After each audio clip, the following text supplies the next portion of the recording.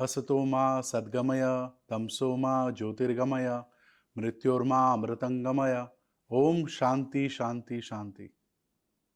Welcome friends, we are back with another podcast called Viksit Bharat, Safeguarding Intellect and Inventions. So with me today I have industry experts in the intellectual property domain. To my right I have Naneshwar Kamreji with over 28 years of experience in the industry. To my extreme right is Vasundhara Sankaran ma'am with over 16 years experience in the IP domain. To my left I have Chirag Tanna sir who is having an industry experience of over 15 odd years, and to my extreme left is Shri Parvez Kudroli ji with over 20 years of experience in the IP domain.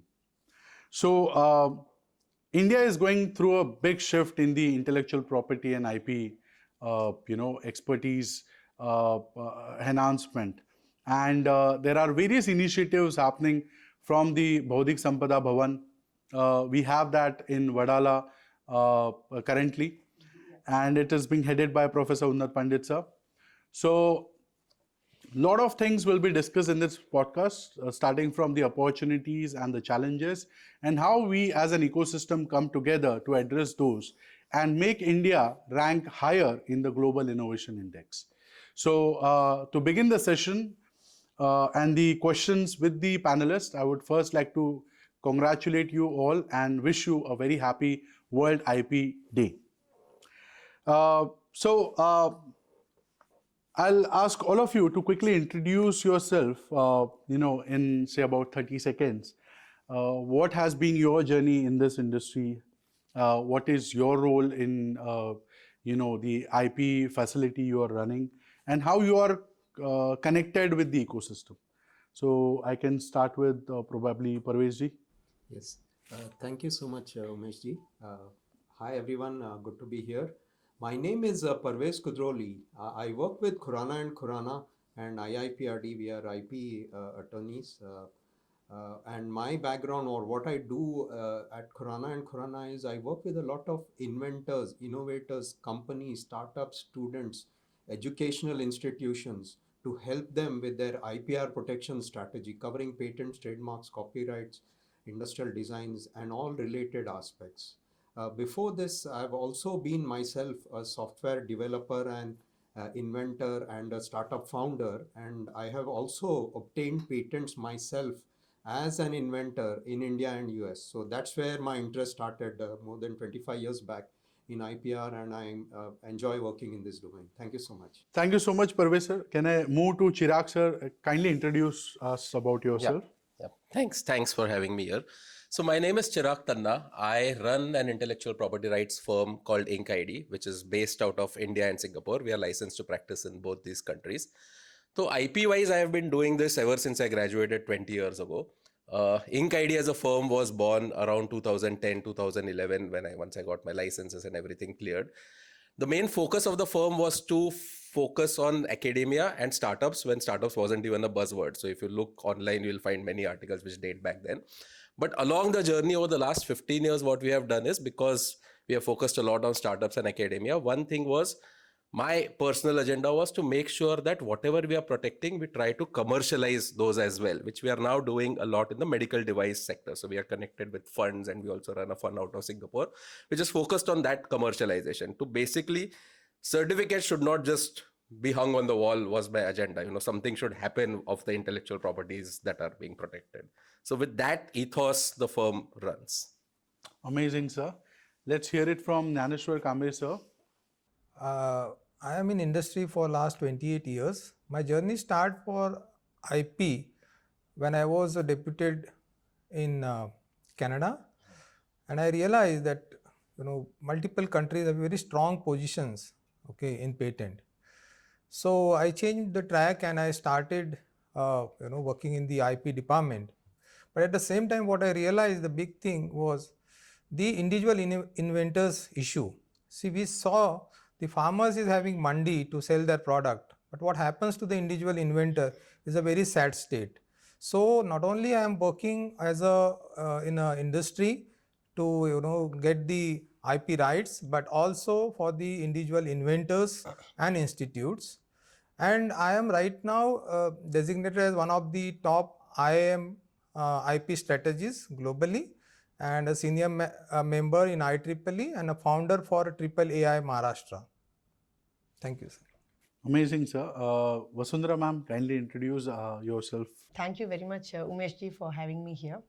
So I'm Vasundhara Shankaran. I'm working for a boutique IP law firm, Krishna and Sarashri Associates LLP. We are on our way to become a full-service law firm very soon. And I have been in the IP domain for the past 15 odd years. And I am happy to report that the IP ecosystem in India is improving at a very decent pace, considering the challenges that we face as a developing nation and multitudes of other challenges as well in terms of infrastructure, access, and education. So, in spite of that, the ecosystem is improving, and we would like to. I think we have all got here to discuss how how the ecosystem can improve further, and we can be at par with the top innovator countries of the world. Thank you so much, ma'am. So, rightly highlighted by you, that's why we are here. And I'll jump directly to the first question to all of you and seek your insights.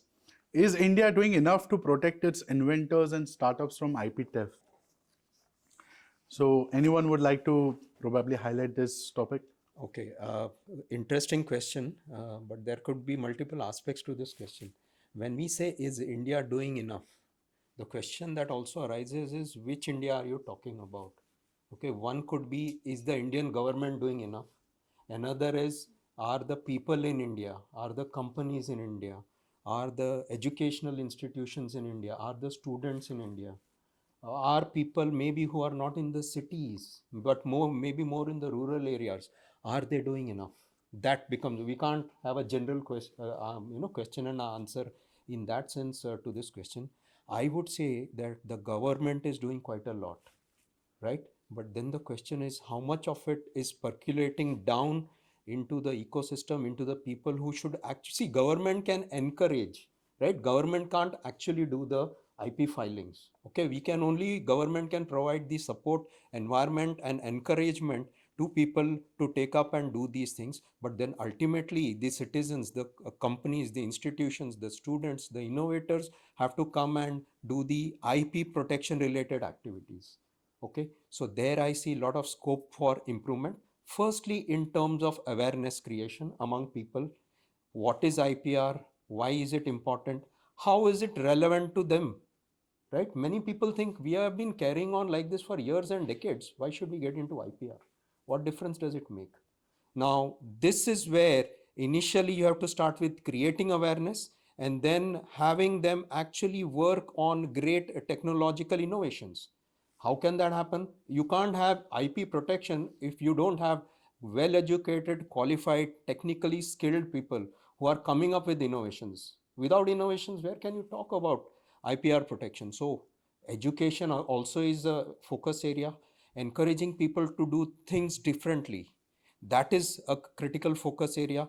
These are the things that we need to work on, right? On the IP side, the patent office system, I've seen last 20-25 years, it's evolved very well. The laws are pretty much in India are pretty much on par with what is their world standards and whatever is required to be done. But what we need to do, grassroots level, have people actually be in a position to innovate, create those innovations, and then also be aware and go and file IP applications. This is what I feel. Thank you so much, sir. Anyone else would like to add to it? So same question, but I think Parvez tried to focus on multiple aspects of the word India, of whether India is doing. I'll focus on multiple aspects of what do we mean by theft. Theft can be as simple as you have protected something, somebody is copying it. Are you able to do enough? The answer for that lies in how the court system works. The other kind of theft that the country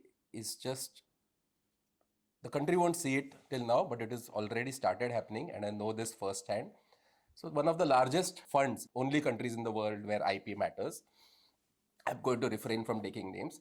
They ran a program in the early 2000s. They would go to, again, one of our neighboring countries, look at IPs that are filed, that country did not have the monies to file those IPs elsewhere, bought those right at peanut cost, protected them in their country, and then once infringement started happening in that country, they started enforcing it. But no money was given back to the original inventors of the IP because they had bought in those rights for IP. That same thing, that same model, there is a large fund deployed right now as of 2 years ago, is being deployed for Indian institutes. So this fund has already started and tied up with 3 of our premier institutes, where they have said that basically you don't have the monies to protect in the first world nations of the world. Give us the rights. We will sit on it. We will prosecute it in our countries. And once infringement starts happening in those jurisdictions, we will then capitalize on this. That is also an IP theft. Why? Because we are a developing nation. We don't have lakhs or thousands of dollars to protect in the US. Companies, large companies are the only companies who have, and maybe some MSMEs have those monies, but startups don't have those monies, universities don't have those monies. Right. That is already started happening. How are we going to protect that is the question. But that is one definition of that we need to look at. Right. So I brought this question up because if you know Louis Vuitton bag, the design on the Louis Vuitton comes from idol which is in Angkor Wat temple, and they have directly just taken, and it's connected to our roots, and they have just copied that same design from the Angkor Wat, and they're using it. So how does it work? And is there some processes over there which can make us eligible to say that no, this belongs to our identity, our roots, and you are just using it plainly, and being a big brand, right? So that was the thought process behind this question. But Naneshwar sir or Vasundhara ma'am, you would like to add to the same discussion? Well, with regard to what has been discussed, again, the question is a very open-ended question because we are at a very nascent stage of IP enforcement per se. It is not the thing, the word on the street is that the enforcement is insufficient. For trademarks, clearly it is insufficient. And obviously for patents, because patents are held at a higher standard because of the amount of finance involved in actually creating a patent kind of intellectual capital. Right. So we have a long way to go. So, and the enforcement has to be something which is easily accessible. Again, it comes back to the infrastructure that we have and also the awareness. If the awareness is less, then we are not going to understand the seriousness of the issue. And also because we have vast swathes of land, of the Indian landmass, where the people are completely unaware, and it is easy to, do your counterfeit products, use your trademarks anywhere and everywhere. So the only way I see it is that all are taken in this development of, the knowledge about IP. And now how can this happen? We have a very long way to go because we are essentially an agrarian economy. And wherever you see that the patents are actually enforced and used and seen in all seriousness, they are all knowledge-driven economies. So we have a gap to fill. Right. And we have to fill that gap so that these incidental issues, which are very critical in themselves, like that of enforcement, theft, they will be addressed in a timely manner. So we will have to again look at education, awareness, and the innovative spirit has to somehow be encouraged amongst the students and the educational institutes.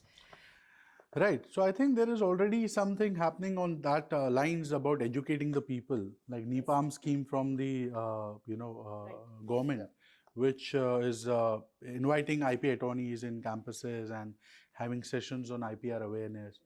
So those things are happening.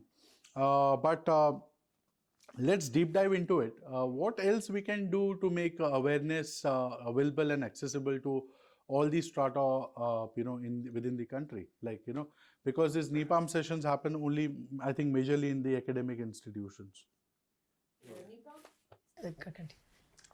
So see, let me start with you, as you said, the spirit. Okay, so spirit of innovation is there historically in India. Okay, that's all the monuments and great structures you can see. So there is no dearth of spirit of innovation, and the ability to innovate it start at a very early stage. Okay. Now the thing is, when something start at a very early stage, are we doing and matching with our infrastructure or our process at that stage? I mean, like, somebody can innovate, okay, at school level also, because I will tell you there's something called as Mensa, which measure the IQ of a person. It says the IQ you want to measure, okay, it is good to have if you measure at the 8th standard. Okay, he has the best IQ level. So what does it mean is you have to have that kind of procedure started at the school level. Okay, because once you start and once the people understand IP, understanding IP as a procedure level is not a big thing. Okay, so you start there. Okay, and then they already have how to innovate. Now they know the procedures. Okay, then that will culminate. That will culminate in a moment. So what actually India right now need is there is at the very top level, okay, government level, everything is done, procedures, everything is fine.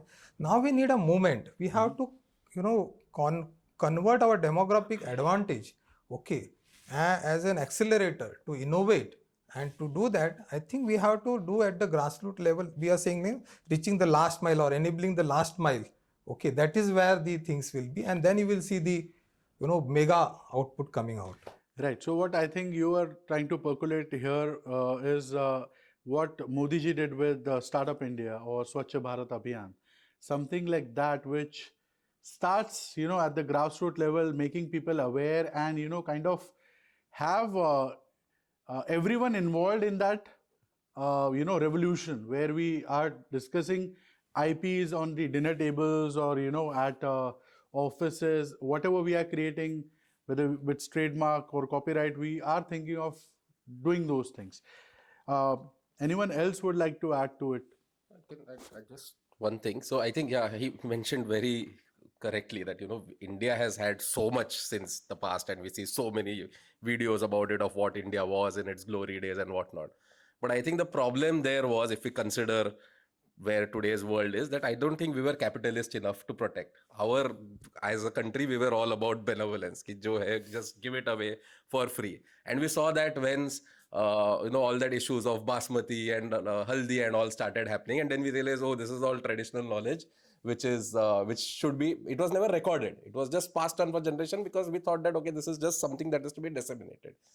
The question now is, in this Viksit Bharat, should we consciously try to own everything, which means that then we should be hardcore capitalist, and that is what could be. But I'll complete this thought process towards the end of the talk, but I think that is what is the differentiating marker.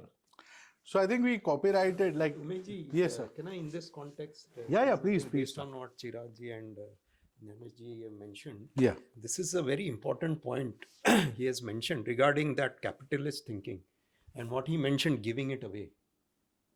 This has been the culture. It's in many, maybe other parts of the world also, but it's especially so in India. And in India, we have a thinking, this is our tradition and our culture and our thinking, that knowledge is free. We should disseminate it, not make money out of it, not exploit it. Give it away so that it benefits people around you, the society and the country. Now, this is what happens. This is where one of the reasons why IP rights are not protected. Because we do have the capability to create intellectual property, but then we don't protect it. One aspect of lack of awareness is we think, why protect this? Why should I or somebody else protect this? Now, the answer to that I'll give very briefly. This is one answer. Other people might have other answers to this. The reason why we should protect intellectual property and get the rights on that is, this intellectual property does not come for free.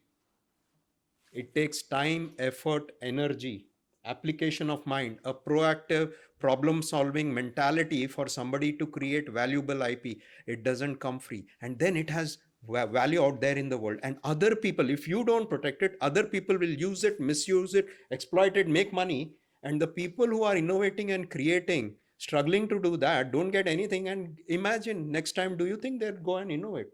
This is the fundamental, one of the fundamental problems. Also as part of awareness issue, as well as cultural, thinking, which has been there traditionally in our country. is something that we need to look at. Right, sir. Right. So just to add to it, I was at Nehru Science Center last month. They were celebrating the National Science Day, and I partnered with them to organize a IP and technology transfer workshop.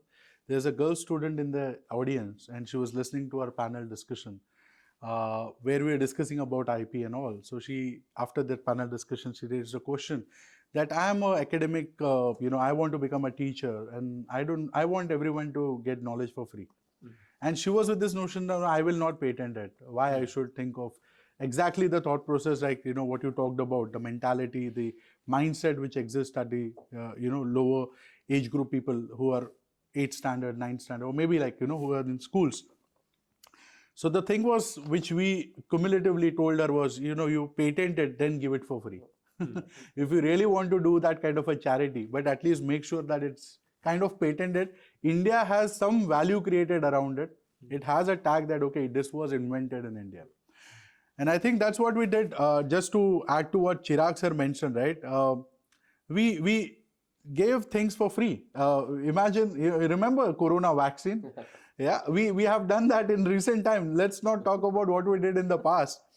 We did that in recent years. It's happened in front of us. We created a patented vaccine, but for the world, we were always there. We were open. Okay, here's a vaccine. You can use it. Save your people. How many countries bought it? That's a different story.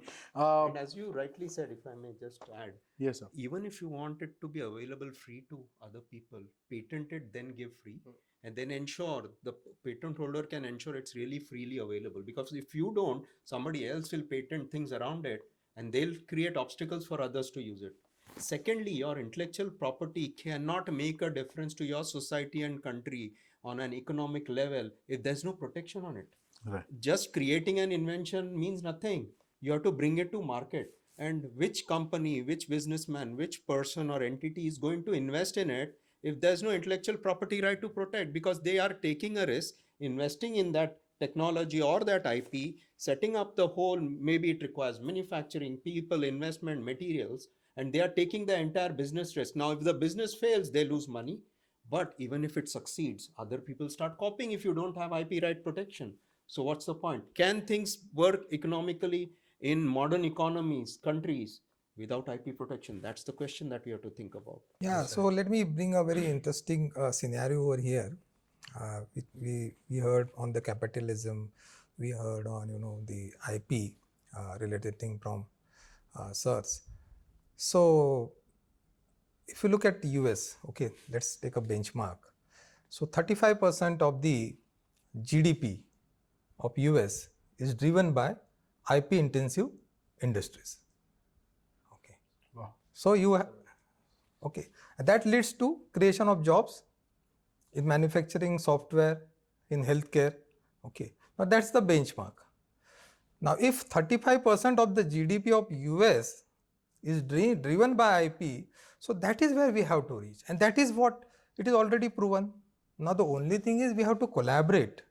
Okay, because there are, it doesn't happen in silos, right? So to achieve that kind of roadmap or goal, okay, we have to just collaborate. I think that's the way forward. Right, right. So I'll ask another question around this same theme. Is that a lot of patents filed by academic institutions today are theoretical in nature.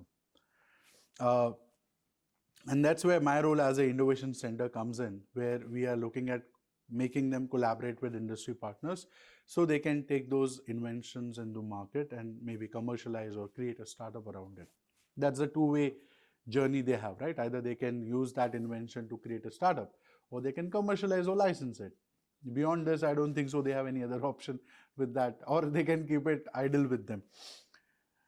So how do we, because you talked about collaboration, there are few institutions I think which are doing well in taking the problem statements from the industry, building it on within their campuses, co-patenting, and then commercializing it. So what are your views on it? I believe you must have dealt with some of the IPs. I'm like Chirag sir, personally I know, Naneshwar sir, personally I know, you both deal with academic patents. You have been dealing with IIT Bombay for a while. So how is the journey? how do you look at the inventions? Which kind of faculties or students at what level approach you? And they look for collaborations, or they have already collaborated with some entity? And how is the journey towards commercialization? I think because you also highlighted that part as well, that you are also involved in some commercialization part of it. So in premier institutes, I think the policies are very well defined. They know what is happening in the world because they have the monies to go across the world, present their findings in conferences. So they know exactly who is doing at what level. So the challenge of inventive step, if it talk about patents, is very less there. So they are, whatever they produce is always world class. 10 years ago, if you would have asked me the question, I would have said this: okay, there's a ton of IP which is locked away in these premier institutes, thesis and all that, and professors are not interested. But as we saw right now also, you said you introduced us to 3 professors outside who are now getting into this thought process that, okay, it is okay to make money outside of their professional realm, outside of their teaching realm also, which means to start building that nexus of academia and industry. So in all the premier institutes, it's already happening. In other places, there have been government schemes where government has funded centers and IPs have been made out of it. And there have been few examples where there is something called as the last value of death. The last value of death is what happens inside labs is not acceptable by industry. There is a huge gap. What industry wants is a file which they will only duplicate. That last value of death was beautifully completed by one of the centers in IIT Bombay called Betic in the biomedical space. That what they produced was a file that industry could take directly and just, they didn't have to convert from design drawings to industrial designs. They didn't have to do all those calculations, permutations, combinations. They were given a ready-made file with licenses, prototypes, all of these. And that is where I think government schemes right now, whatever Nidhi Praya's big grant, are also getting involved in that. When startups come to investors, de-risk all these things. Don't go to investors for licensing money and prototyping money and all those things. Mm-hmm. So that has started to happen at a very small layer of premier institutes. Mm-hmm. But I think there's a big gap. The next level of institutes that are there, they are still to scratch that surface of, okay, IPs are being generated. We can see papers and conferences all around, but what are you doing about it? Who is going to tie the nexus to industry? Is it going to be professors, heads of departments, students themselves, government, who? So I will add to this. So first and foremost, you have to look at it on the 2 angles. What is institute is responsible for? Institute is responsible for research. Okay. And what is industry represent? Applied science. Okay. So when we talk about the research, you mean you are going to use that thing, okay, after few years, not immediately. What industry is looking for? Applied right now. Okay. And what is talk about the value of death? I will just tell you, there is a famous, analyst, okay, which is have a hype cycle. Okay, it will tell you like how the technology is moving, okay, and when it's going to mature. So value of death means once you pass that, then it is to mature, then industry is going to use it. Okay. Now the thing is, if institutes are doing research, and this is actually the real gap, and they want the applied thing. So who will bridge this gap? Who will put that map of from applied research, okay, about the research to the applied technologies? Okay. So that is where the collaboration is needed. Okay. And this is a very difficult and tough situation, because when somebody, no industry will come and tell that this is my roadmap. Okay. I want to use this technology, because it's a secret, right? So that collaboration is developed by having a multiple rounds of, working, and then, coming up with them and having some prototypes. So it's a little bit of a journey. And for Premier Institute, it is always easy. So the only my request to the industry will be, okay, for the MSME and all, that go to institute, tell them and help them in understanding what you are really looking for, so that they can converge their knowledge into what is really needed. Otherwise, they will be designing something which you will be needing after 5 or 10 years. Okay, and the pace of which the technology is changing may not be of that importance. So that's the actual problem. Right, great insights. I think I also was having a brainstorming with one of the person I met yesterday at a Festival of Manufacturing event, we were discussing about how IPRs or research could be driven in academia, looking at the need, as you mentioned. So a lot of PhDs within the country take the problem statements from their own. So it's more self-driven. Whereas when we talk about foreign countries, the problem statement comes from the industry. And the investment of time, effort, money and monitoring happens from the industry. So if I have to pursue a PhD in, for example, in applied research in US or UK or European nation, I will have a problem statement and what is expected from me. So can we also map it and provide those kind of opportunities? I don't see in India MSMEs or industry doing that kind of research. So this answer that's Dhaneshwarji mentioned, that 35% of US's economy is IP driven. Why? I think two reasons. One is exactly this reason, that origins of IP, according to me, is always in academia, more or less, for a large part. But where does that come from? So in the US, it is historically there is a nexus. Industry poses the problem, they fund it, they do everything, and they take it back. The other thing that US did very well is, and we saw this during the pandemic, when does the maximum amount of innovation happens? It happens during wars, in troubled times, and in pandemics. Absolutely. So we didn't know what a pandemic was, but we saw one very, very recently. Maximum amount of invention. I think after Second World War, US president wrote a letter to all the universities. I think I have a copy of that letter where they said that from now on, if we have done so much research in this sort of time, we will promote open-ended research, that you are free to do open-ended research. So I think this dual-pronged approach of giving academia the free hand of doing open-ended research while getting money also from industries to focus on specific problems has worked. I mean, it is they control the world, so it is evident of what they are doing as an IP-led economy. Right. So let me just one point. Sure. Okay, let's talk about Second World War. After that, actually, the interesting thing one has happened. Actually, US has outsourced maximum number of German people. They have taken that operation is called paperclip operation. So paperclip is nothing but a resume. So they actually transported lots of scientists to US, and they started their program.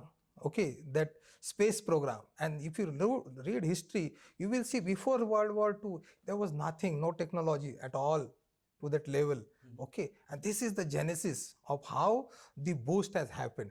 And now the another parallel I will give you with respect to the China. See, recently China is saying, okay, China is inviting all their prestigious top people, come to us, we will give you what you want. Okay. Now actually what India need is something like bold statement, and we expect our beloved Modi sir will definitely give us, because that is what we need, something, a game changer, a big booster. Okay, that will, like, we have so many people abroad. Okay, we need that collaboration not only within India but from outside, and that's become a game changer, because now it's high time to do that. Right. I think 2 pointers over there. One, because China has been also monarchy, there was a push-driven approach for the patent and IPR. So I think 25 years back they started that processes exactly, and it was more on the lines where you either innovate or perish. So MSMEs were given that target: you either do process innovation, product innovation, market innovation, cost innovation, right? And they have been monitoring that, and based on that, whether they will continue the licenses or not were being decided upon. And I think second part which you mentioned was related to these events like pandemic, and which become the standing ground for it's there was a high need. So as we were talking about, India was facing a lot of challenges during Corona for the ventilators, right? So I know a person who manufactured around 5,000 of those during Corona. So the kind of dynamic capabilities it pitched in was different. The kind of coming to that pointer, because I think the ease of law policies were also eased out during that time. So how we can channelize and keep doing that frequently, because it's really important for us to understand that this is not the only time where we needed it.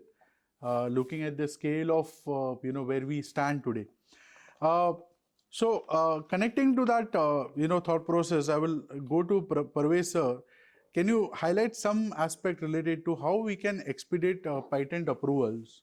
And can you highlight some global benchmarks, how they are doing over there? Regarding expediting patent approvals, and I think we are talking mainly about India here, the government already has provisions for that. Some years back, already there's a provision whereby you can have expedited examination, which significantly speeds up the process. Earlier, it might have taken 3, 4, 5, 6 years. It's uncertain, right? Now, in about 1.5 to 2 years, if you go the expedited route, and a good number of categories of applicants can qualify for that through one or the other way, right? And the cost is not that high also, if you structure it rightly. Then you can expedite the processing and grant of the patent. In general, also in the Indian Patent Office system, compared to earlier, the speed has improved. Definitely, I've seen last 20, 25 years, whole system, and the speed and the quality of examination also has improved, which doesn't mean there's not much, there is a lot of further progress also to be done. You have to admit that. But all this has happened. Compared to many countries, our speed, I would say, is fairly okay, comparable, maybe a little slower. Now, there are certain countries which do very fast, maybe in a year. There are certain countries, fairly advanced countries, which might take 3, 4, 5 years, which is pretty much comparable to what happens in India. Now, I'm not sure whether you need to speed up this anymore, because there are certain reasons why for 18 months application is not published, so that the innovators get time to work on it without that technology or the details of it being made public. So that is one reason why 1.5 years goes in that. Then, the moment you file a patent application and you have the filing receipt with the application number and the filing date specified, nobody can mess with that. And your worldwide priority rights are secured right then. It's not so critical to have the grant certificate urgently, as long as you're first in the queue.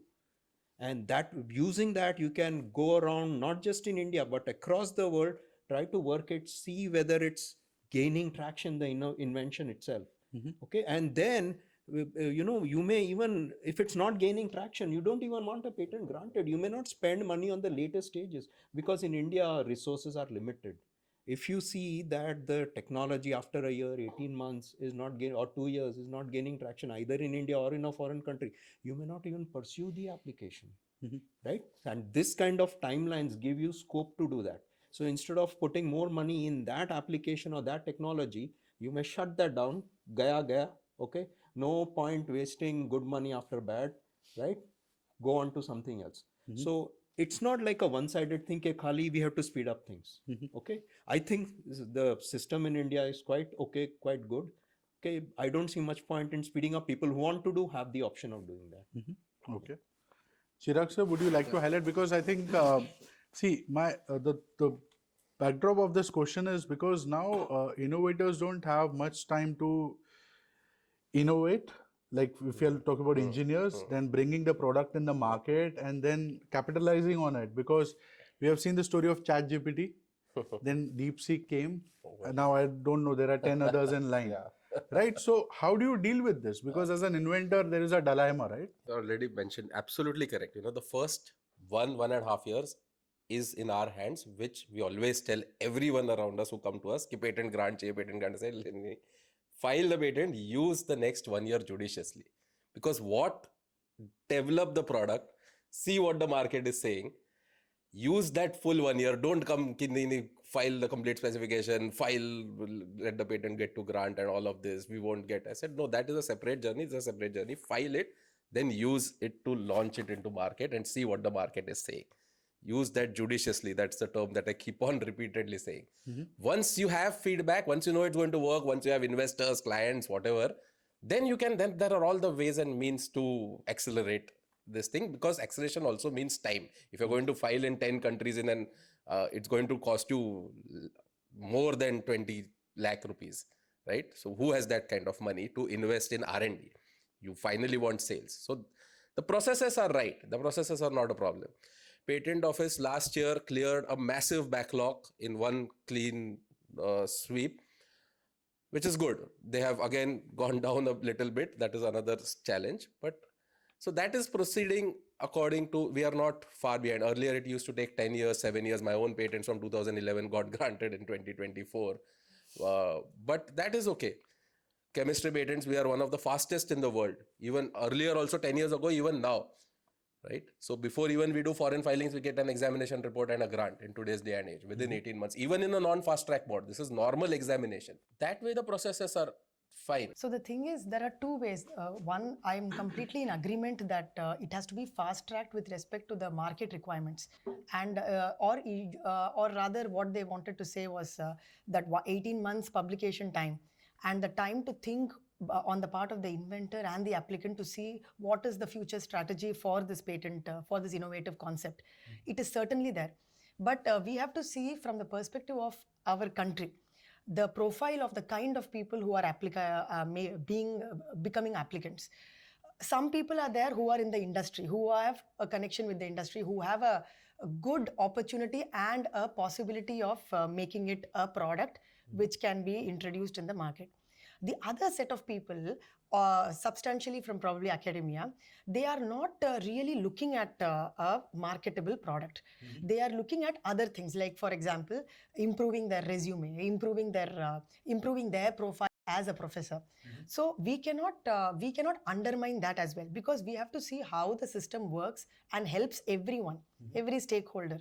So it is critical to see that for them, the speed is critical. It is important because they can't spend more time on it. They can't spend lots, and they may probably resign, or they may probably retire by the time their patent is granted without any beneficial effect for them. So it is not only the market, which is very critical with respect to the economy of the country, that we need the IP to actually reflect in the economy. It is also, it has a different set of people also who are being applicants. How NEPAM is trying to encourage class 8 to class 12 people, and also the other higher educational institutions that are being targeted by the Kapila scheme that you were mentioning about. So they are not looking at this, and we cannot force them to get into something which is very, very downstream. But to give them a good encouraging atmosphere, and to say that they can explore the system for their benefit as well. I think that is also a part of the. They are also part of this ecosystem. And to expect something more is also unfair, because we don't have the infrastructure. We are looking at the Kapila scheme itself is, I think, having facilitation centers, IP facilitation centers, where they are trying to empanel. They are trying to empanel these, those people who are extreme experts at technology transfer and IP commercialization and so on. So hopefully that should help these people to commercialize their IP. I would also like to say that there are some, under the Ministry of MSME, again there is a scheme, which is MSME Innovation Scheme. Yeah. They are also having this support for IP commercialization centers. Right. People should go there. The other set of people who are trying for IP, or who may have any benefit from IP, apart from the students, this MSME kind of people. So they can go there and actually see how the commercialization can actually take place. And because it looks like they have a lot of grant, and they can utilize it fruitfully, maybe. True. Let me add a few numbers to what Chirag and we are talking. Yeah. Okay, so in 2023-24, okay, Patent Office was able to create 1 lakh patent grants. Yeah. That's the first thing. But another major step they did was they have recruited 500 examiners. Yeah. That's another big investment. Yeah. From the women empowerment point of view, they have the TIPAC, okay, where they are actually training the women. So we need both, like balance. So that is another thing, which is scientist scheme. Okay, so that is also come. Now let's go to the next point of having that 18 months. So that's a very crucial point. So, and we are now talking only from the patent perspective, but now we have to little bit switch on the trade secret. Yeah. So once you file the patent, you have actually disclosed, but it is not disclosed to the world. It is disclosed to the patent office. Right. Now what in 18 months you have to think, do I really need to disclose it to the world, or can I manage without disclosing it? So that's a crucial thing. How if I don't disclose it to the world and take back my patent and use it as a trade secret, okay, then That's it. You run, you run the show. So that is where the important dynamics lies in that 18 months. Okay, the third thing, point of commercialization. Okay, it's a very big topic, but I will just give a thing. So now we have to look it from not only commercialize within India. When we talk about industry, academic collaboration, we should not think on like Indian institute, Indian company. It means it's a global collaboration. Okay. Now, what does it mean is we have so many neighboring countries, African countries. Okay, can we collaborate with them? Right. Okay, because when we have an equal level field, the acceptability level is more. Okay, the discussion can go. There will not be a pressure like looking for something like we are big, then how you are telling us. So that we have to explore the different dimensions. Right. Regarding what he said, the 18 months, to add to that, one of the aspects that is important for applicants is during that period, especially if we are talking about startups and smaller companies, you don't want potential competitors to know what's been filed and we are working with constrained resources. Right. Right? We don't want competitors to know first day, oh, this small company has filed this thing. Right. Imagine how they are going to develop and they are going to oppose the application and they are going to launch it in the market before this patent gets granted also. Absolutely. Right? That's one of the concerns. Right. Also, I would like to say regarding this aspect, what ma'am mentioned about who uses the patent system for them, how it's relevant, As you mentioned, for some people, students and faculty in institutions, it's important for them to file. Earlier, people would get credit for even filing patent applications. Yeah. Now, everybody is wisened up, government and the institutions have wisened up. Okay, you need to get granted patents. So in that sense, you might say it is important to get it processed and granted fast. But if you look at it, really, is that the reason why patent system is there? Not really, right? This is maybe what we are talking is maybe get a research paper published, that kind of thing. There's nothing wrong in having this approach, it's not illegal also. But the question is that really why the patent system is there? Because one of the things we have seen with students, with faculty and all, because there are reasons why, they need to show to certifying authorities, government, this institution, students, I might want in my profile and all that, they file applications. But the question is what's there inside the application? Right. Right? Even in general, 95 or more % don't even have proper subject matter when applications are filed. And with these kind of things, when their purpose is something else, imagine what kind of content or innovation is there. These applications are filed just for the sake of filing it. And what do you expect to come out of it in future? You are absolutely right. So I was reading about that Kapila scheme, and it looks like there is a committee, a mandatory committee that needs to be formed by the institute, the higher education institute, that proposes to use this scheme to reimburse on the filing fees and so on, basically to encourage the people to come and file. So the committee is supposed to be peopled by patent experts and commercialization experts, or people who are completely relevant to the IP domain. So the ideation part, where you see that the subject matter, whether it is useful or not, they are supposed to be a filter there. They are supposed to vet the applications and only allow those kind of applications which are green light those kind of applications which are of any use, which are of any value in the near future. I hope this works, and I hope more and more people are able to use this.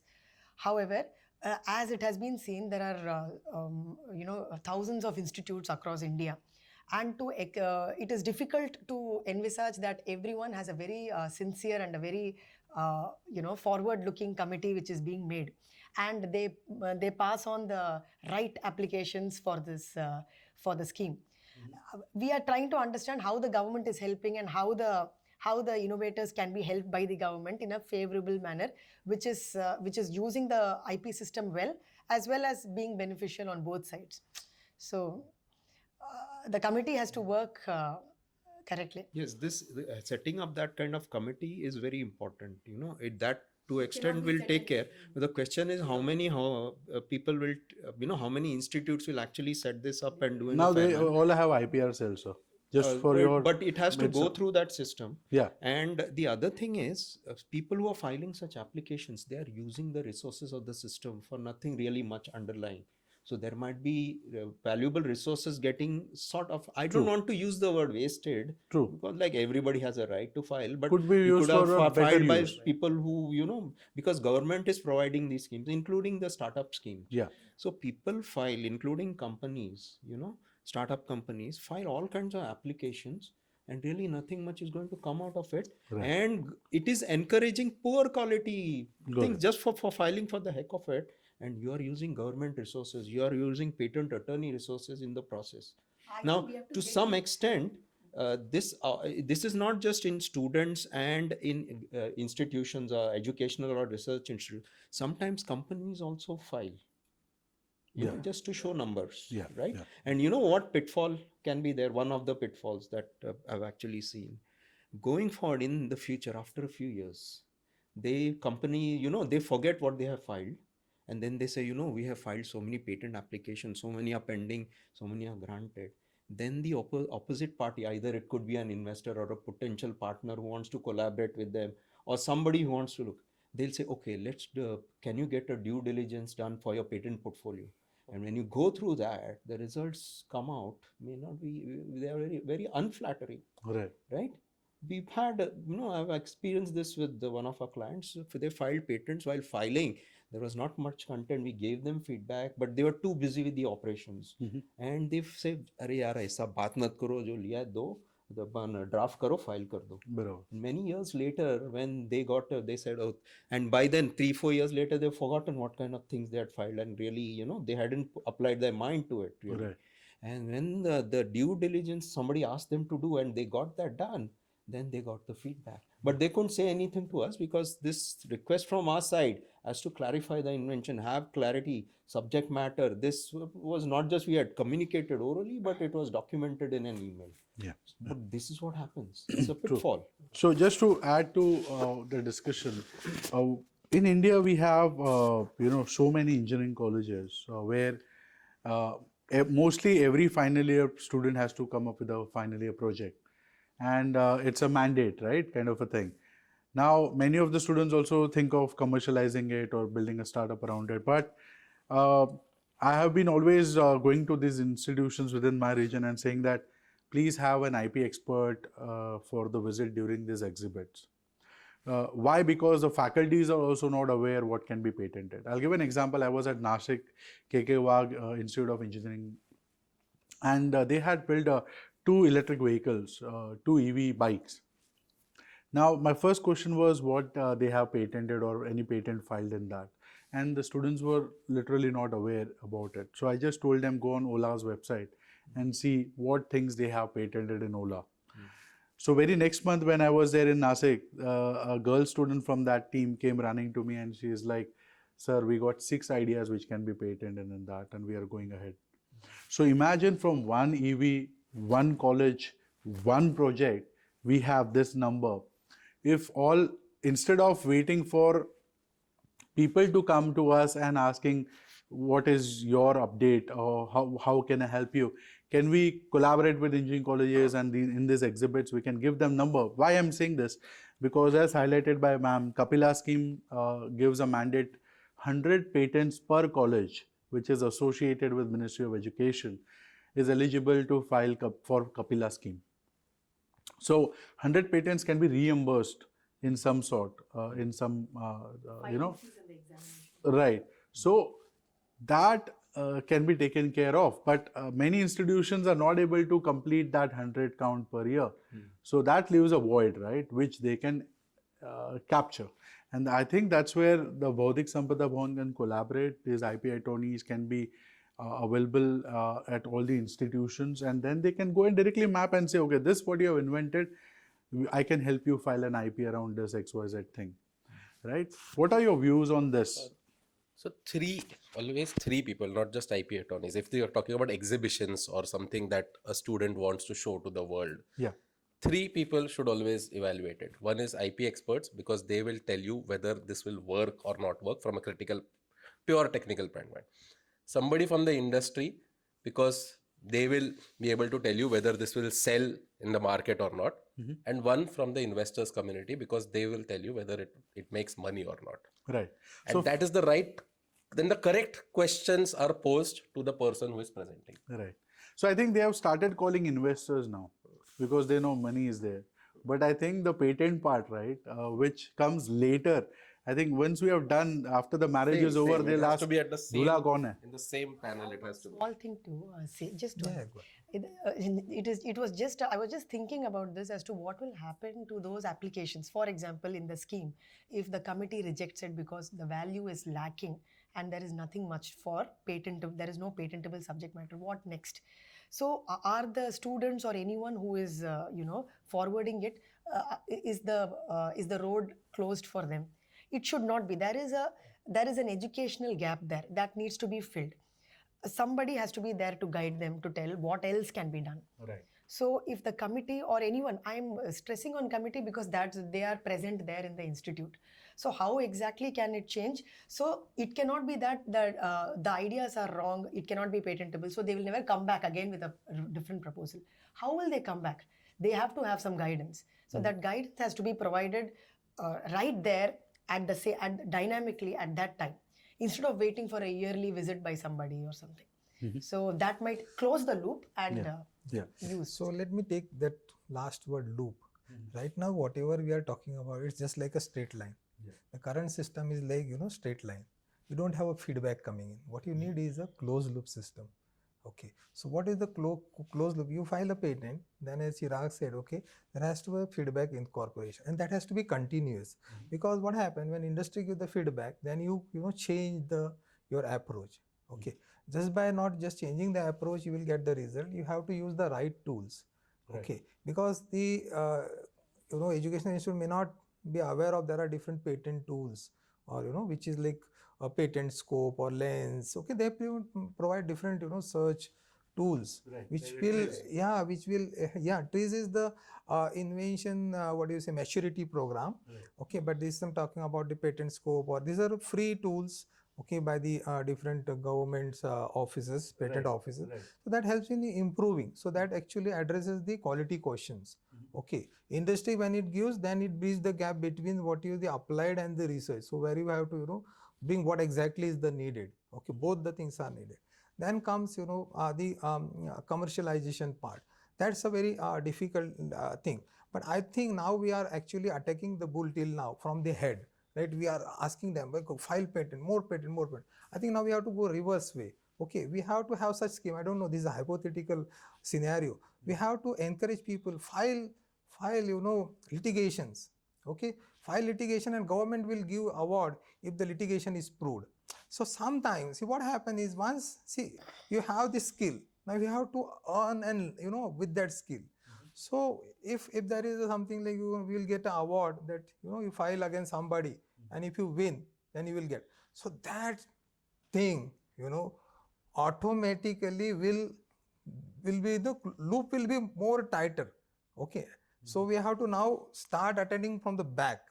Okay. I think that is what the I feel the future is needed now. Absolutely. So I think we have touched upon a lot of pointers related to the IP landscape in academia, and with the view of Viksit Bharat.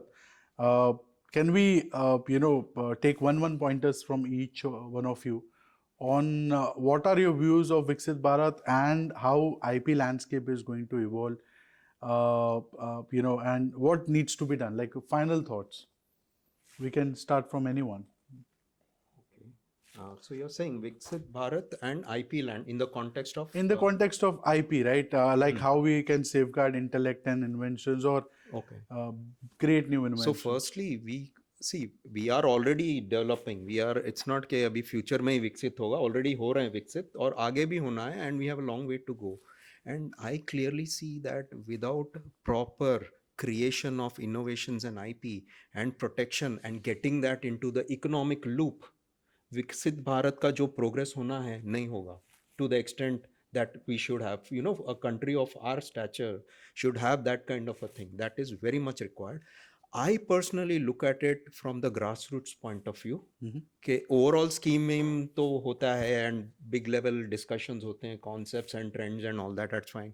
At least the government is acting as an enabler and facilitator, is responsive, is looking at क्या करना है. वो काफ़ी चीज़ें हैं including incentives and all that. Right. My critical point I'll say is you need to improve the quality of innovations. Secondly, उसको correctly you have to file IPRs and protect it. In the sense what ma'am and Dhyanesh were saying in terms of feedback and the loop, like at these events, or even when they're first time working on an innovation and IPR protection, और एक बार file किया, गलती हो गई या reject हुआ, then giving the feedback. In terms of the various work, technical work that people are doing, how do you capture essentially what is the new and innovative features that you're adding, which is the invention, not the entire system you're working on. Right. Suppose you are designing a new washing machine, the new washing machine, the whole of it is not new. There are out of 50 features, there might be 3 or 4 new features. You have to focus on that. Absolutely. So even your effort, the going into preparing the patent application, not to describe 50 features, most of which are common public knowledge, you can't get anything out of it, but focus on the innovative feature. Right. From the grassroots, having the right innovation, focusing on the right thing, this I see is a big problem, because people file patents on all kind of product, end products and systems and all that. Doesn't make sense, because they have lost focus and clarity. You Right. can't get a good patent granted on that. Even, if you get a patent, it won't work. So you have to start from the grassroots level. At that level, make sure this happens. And very often, as ma'am and I think everybody has mentioned, having these kind of events, awareness sessions in educational institutes, especially for students, researchers and faculty, is very important, because on a larger scale you're propagating this information as to not just के patent file करना है, आप कुछ write up बना के patent attorney को दिया, he will file the thing. That doesn't work. They should understand, they should have a sense of the IPR protection angle of it, and what aspects to focus, what kind of a disclosure. Don't give a 50-page disclosure describing 50 features. Give me 3-page disclosure describing your 3 or 4 innovative features. That's critical. Right. Last point I'd like to also mention is IP is not only about patents. There are so many other aspects. Trademarks are so critical. Very critical. Create you having that pride in, this is the product or service I provide and this is my branding and I'm propagating that. Right. Like, why has the government made Make in India? And so many of these logos and trademark government is so concerned about it, because it's so branding and promotion is so important. Right. Industrial design registrations. When you come up with some new design, maybe they are not a great technological innovations, but as aesthetic designs, they may have a lot of value. Protect that also. Copyright, lot of content that people generate. You can protect that. Important, not anything and everything. When it comes to IPR, I won't say to everybody, okay, go and rush and file this patent, trademark, copyright, because it's resources intensive. Right. It takes your time, effort and money. So you have to be selective, but make sure it's not only about IPR, is not only about patents. Right. So many different geographical indications is so critical. Absolutely. It's a group kind of IP which government has very successfully now promoted. Exactly, you mentioned, and in arts colleges, right, we cannot have patents coming. We can have only copyrights only, right? So that's a great thought. Chirag sir, So finally, I think this is the conclusion. So 3 quick points. One is, obviously IP is not just patents, while we have been talking for the last 1 hour only about patents. Trademarks, look at trademarks, and these are all indicators of whether we are a Viksit Bharat or not. During COVID, the trademark series, if you see, we were in the 35 lakh number.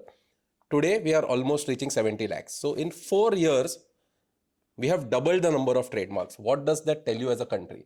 That there is enormous amount of movement happening in people building new brands, building new businesses. That reflects on, most of them could be fast moving consumer goods, and it is. We see a lot of things that are happening in the D2C space in India. But it tells you of, are we on track to become a $1 trillion economy or not by 2047? That is a marker of Viksit Bharat. Second point is, I am 40 years old. So throughout my life, I have heard that we are a developing economy. And always I have questioned this, okay, when will we become a developed country?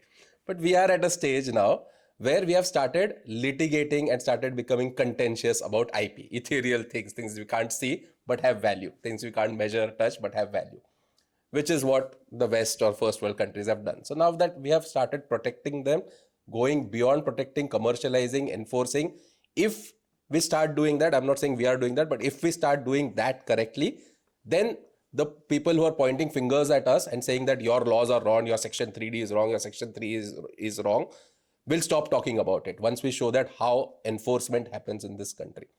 That is a marker of what we should achieve in the next 25 years. That is what in the world of IP Viksit Bharat mean. And the third thing about feedback that sir mentioned, start mapping everything. I have been telling this even, when MSINS was formed, we were a part of that panel. We told them, map, monies are going into schemes. Are you mapping how many startups are being built, how many jobs those startups are producing, how many IPs those startups are producing, and what is happening? Because that is the one way to complete the loop if you are able to track, and that will give you an indication of where the country is headed, who is buying, who is selling, what is being produced. Yeah. Great pointers, sir. Naneshwar sir, over to you. Yeah, so first and foremost, we have to celebrate that, with the government effort and everybody's effort. Now everybody knows something like what is the patent means, or what is intellectual property means. So at least we have achieved definitely that level, and now the people know the process. Okay, now regarding like how do we reach to so many people? So we have to definitely use the internet. Let me tell you, you don't need to find, for everything a teacher. Internet is a great teacher. If people use it in a rightful manner, okay, they will get all the answers on the YouTube and different, websites. Okay, now coming and having said that, now we have to move on the value chain, right? So we know the thing, now we have to commercialize the thing. So what we are actually, when you talk on the commercialized perspective, first we have to congratulate again the government that they have come up with the recent law in 2023 in the Indian Patent Act. They have introduced a section, 122, 112A, now which, Comptroller General can appoint a person, and he can prosecute and take the actions. So that is a litigation perspective, they've already has given. Now the people have to become conscious, and as I said, start demanding the rights. That is this whatever I have spent. This is not free you to catch. They have to make some effort and file cases. Right. There is no other alternative. Unless and until you stand up for yourself, nobody is going to put money in your pocket. So they have to stand up for their rights, and for that probably they may need to, if you are not alone, you may have to form a cooperative. At the way. The another interesting part right now we will see, because of the Gen AI, we have not discussed this. I touch on the Gen AI part. Yes. The majority will be facing the people who are in the arts, basically skills. And there is a need right now from the copyright perspective. That is a very angle we are, and unfortunately I am working with a few of the film industry people. And they have come up with and ask me like, how do we can do this, sir? So I'm guiding them, and this is where the Gen AI and totally performing art, painting, poetry, music, this is a tussle coming up. So this is one agenda we need to see in future. Yeah, that's it from my side. There are a number of things which I think was already discussed here. The first thing is, this is very the government coming up with a problem statement is very attractive to me, because that really gives a lot of initiative to the people who have funds or who have resources, who have access to resources. That's something maybe the government can think over. And they can look at technology areas in which they require assistance, or they require new tech. So that is something they can do. The second thing is with respect to the working of the patent office. The patent office can definitely do with more manpower. They have been doing it. I mean, they have been increasing it in a good number, but more can be done, because it is appropriate as per the population, as per the because we have to be ready for the future applications rather than just be okay with the infrastructure that we have from before. Right. And the second thing is with respect to prosecution, I felt that there are two ways in which an application is examined. One is the technical way, and one is the formal way. The formal way has to really be made consistent across India. Surprising as it may seem, it vastly differs as controller to controller. That need not happen. That's such a roadblock, because it keeps on delaying the grant or the disposal of the case. It is a waste of time. So that is something they can work on. So the patent office can work on that. And as far as the grassroots level is concerned, there, as I have already pointed out, the committees that we make, I mean, I think there has to be more seriousness there. And the government can oversee that. I mean, I don't know, everything cannot be done by the government, but the people who are expecting a scheme to work for them, that's it, they can oversee. They can oversee, and you can call it feedback or something. They can be very stringent in that regard. So that we are, though all the AICTE approved institutions will be eligible for it. So, however, only some of them will actually be serious. So that's, if the stringency comes, maybe that loop will be closed, and we will get a return of the inventive concept from a person who was rejected before. So that may improve. Thank you so much to all the panelists for joining us for this Viksit Bharat Safeguarding Intellect and Inventions podcast. Great pointers over there, great lessons for all of you. We have talked about awareness of the IP, then affordability aspects, how we can create a loop around it so the feedback mechanism is being built, how it can be accessible to all. And when you talk about government, I always look at government is people. So it has to be a people's movement. Swachh Bharat is not only government servant or the person who comes to clean. It has to be people's movement. And I think as we drive or we celebrate 26th April World IP Day, I think we all should pledge that whatever the panelists have highlighted, being filing patents, filing trademarks, taking the numbers ahead, because this will add value to the Global Innovation Index. India ranks 39 on the Global Innovation Index. It ranks first in the central economies and the middle income groups. It ranks 44th on the innovation output. It ranks 33rd on the innovation input. And we have 4 cities, Delhi, Bangalore, Chennai, and Mumbai, on top 100 innovative cities in the world. So it's really important how we take lessons from this podcast and build around it, and not just create something. First thing is what we can protect into it. You build it, you create an IP around it, then you think about whether you want to commercialize or you don't want to commercialize. But focus on the patent, definitely, or trademark or copyright, right? So that's the message from all of us. Thank you so much. Jai Hind, Jai Maharashtra, Jai Bharat. Thank you.